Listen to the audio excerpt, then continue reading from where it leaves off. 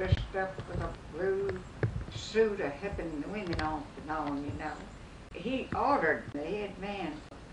Says, now, I run my last trip on this train.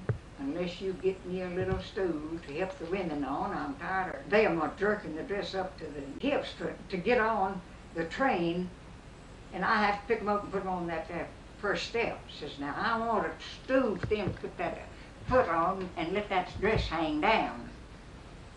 And if you ain't got it here from me, this is my last trip. Says, Frank Tucker, it'll be here without fail. That stool will be sitting right there. And so sure enough it was, and so Daddy got up there and got on. And he told him, says, leave that down and set your foot on that step and get up there the best way you can.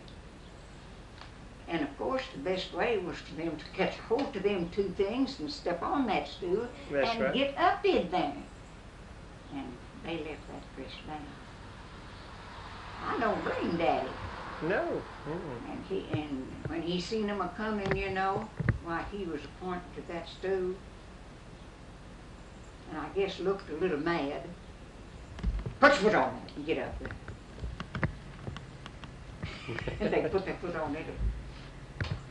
Catch hold of the bar and get up in there. That's the way I get on.